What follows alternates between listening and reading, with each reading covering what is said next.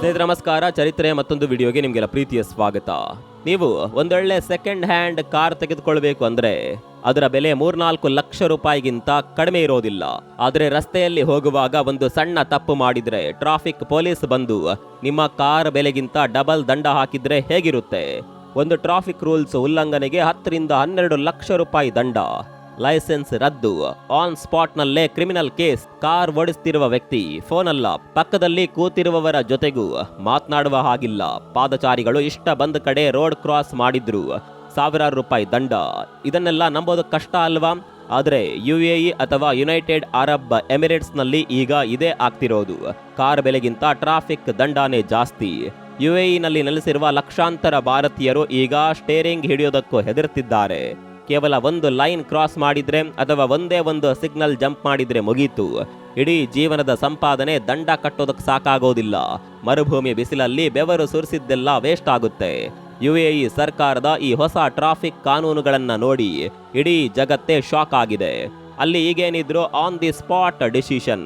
ನೀವು ತಪ್ಪು ಮಾಡಿದ ತಕ್ಷಣ ರೋಡ್ನಲ್ಲೇ ನಿಮ್ಮ ಮೇಲೆ ಕ್ರಿಮಿನಲ್ ಕೇಸ್. ಅಷ್ಟೇ ಯಾಕೆ, ನಿಮ್ಮ ಜೇಬಲ್ಲಿರುವ ಲೈಸೆನ್ಸ್ ಅನ್ನ ಅಲ್ಲೇ ಸೀಸ್ ಮಾಡಲಾಗುತ್ತೆ. ಅಷ್ಟಕ್ಕೂ ಅಲ್ಲಿ ಅಂಥದ್ದೇನಾಗಿದೆ? ಇಷ್ಟೊಂದು ಕಠಿಣ ಕಾನೂನು ತರುವ ಅಗತ್ಯ ಏನಿತ್ತು? ಒಂದು ವೇಳೆ ಇದೇ ಕಾನೂನು ನಮ್ಮ ಭಾರತಕ್ಕೆ ಬಂದರೆ ಇಲ್ಲೇನಾಗಬಹುದು? ಇವತ್ತು ಇದರ ಕಂಪ್ಲೀಟ್ ಇನ್ಸೈಡ್ ಸ್ಟೋರಿಯನ್ನ ಬಿಚ್ಚಿಡ್ತೀವಿ. ಸ್ನೇಹಿತರೆ ನಮಸ್ಕಾರ. ಚರಿತ್ರೆಯ ಮತ್ತೊಂದು ವಿಡಿಯೋಗೆ ನಿಮಗೆಲ್ಲ ಪ್ರೀತಿಯ ಸ್ವಾಗತ. ಸ್ನೇಹಿತರೆ, UAE ಅಂದ್ರೇನೆ ಹಾಗೆ, ಸ್ಟ್ರಿಕ್ಟ್ ರೂಲ್ಸ್ ಫಾಲೋ ಮಾಡದಿದ್ರೆ ಆ ದೇಶದಲ್ಲೇ ಇರೋದಕ್ಕೆ ಆಗೋದಿಲ್ಲ. ಈಗ ಕೂಡ ಅಲ್ಲಿನ ಸರ್ಕಾರ ತನ್ನ ಫೆಡರಲ್ ಡಿಸ್ರಿ ಲಾ ನಂಬರ್ 14 ಆಫ್ 2024 ಅನ್ನುವ ಹಳೆ ಟ್ರಾಫಿಕ್ ಕಾನೂನನ್ನ ಕಂಪ್ಲೀಟ್ ಆಗಿ ಬದಲಾಯಿಸಿ ಈಗ ಜಾರಿಗೆ ತಂದಿದೆ. ಕಾನೂನು ಹಳೆದಾದ್ರೂ ಈಗ ಬಂದಿರೋದು ಹೊಸ ವರ್ಷನ್.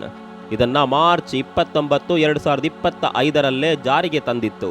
ಇದೀಗ ಈ ನಿಯಮಗಳನ್ನ ಮತ್ತಷ್ಟು ಕಠಿಣಗೊಳಿಸಿದೆ. ಒಂದ್ ಕಡೆ ಯುದ್ಧದಲ್ಲಿ UAE ಇರಾನ್ನ ಮೇನ್ ಟಾರ್ಗೆಟ್ ಆಗಿದ್ರು. ಅದೇ ಟೈಮ್ನಲ್ಲಿ ಭರ್ಜರಿ ಟ್ರಾಫಿಕ್ ಸುಧಾರಣೆ ತಂದಿದ್ದಾರೆ. ಸ್ನೇಹಿತರೆ, UAEನ ಪೊಲೀಸಿಂಗ್ ವ್ಯವಸ್ಥೆ ತುಂಬಾನೇ ಸ್ಪೆಷಲ್. ಅಲ್ಲಿನ ಪೊಲೀಸಿಂಗ್ ಕೇವಲ ಲಾಠಿ ಹಿಡಿದು ರಸ್ತೆಯಲ್ಲಿ ನಿಲ್ಲೋದಕ್ಕೆ ಸೀಮಿತವಾಗಿಲ್ಲ. ಬದಲಿಗೆ ಕಂಪ್ಲೀಟ್ ಡಿಜಿಟಲ್ ಕಣ್ಗಾವಲು ಯಾವಾಗ್ಲೂ ಇರುತ್ತೆ. ನೀವು ಕಾರಿನ ಒಳಗೆ ಸೀಟ್ ಬೆಲ್ಟ್ ಹಾಕದೇ ಇರೋದು ಸೆಕೆಂಡರಿ. ಆದರೆ ಪಕ್ಕದಲ್ಲಿ ಕೂತವರ ಜೊತೆ ಮಾತನಾಡ್ತಾ ಡ್ರೈವಿಂಗ್ ಮೇಲೆ ಗಮನ ಇಲ್ಲದಿದ್ದರು ಸರಿ, ಅಲ್ಲಿನ ಹೈಟೆಕ್ AI ಕ್ಯಾಮೆರಾಗಳು ನಿಮ್ಮನ್ನ ಬಿಡೋದಿಲ್ಲ.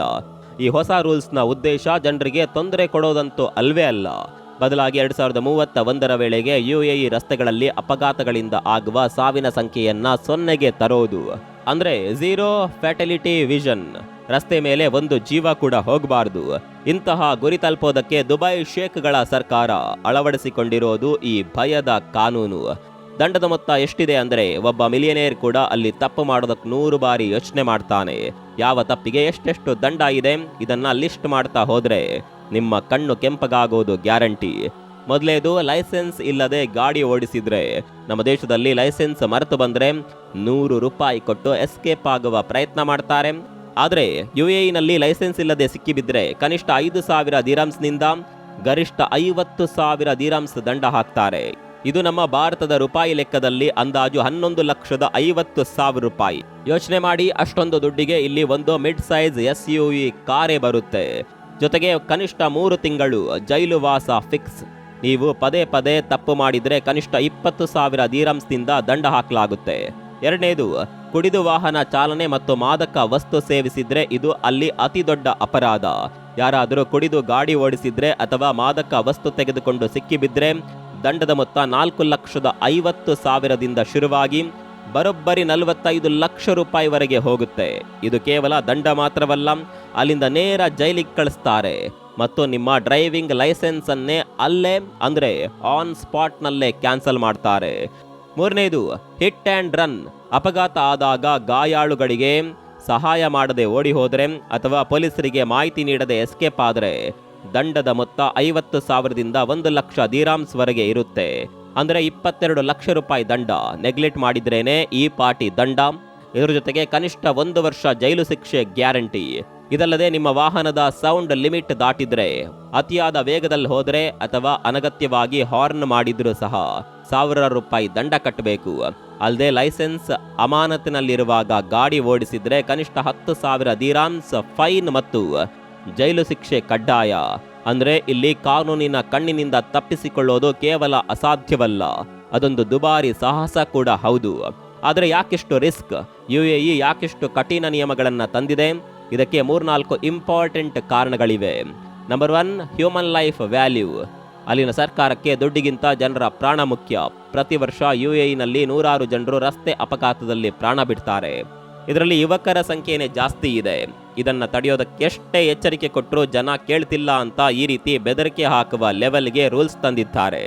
ಕಾರಣ ನಂಬರ್ 2, ಟೆಕ್ನಾಲಜಿ ಪವರ್. UAE ಈಗ ಸ್ಮಾರ್ಟ್ ಸಿಟಿಗಳ ನಾಡು.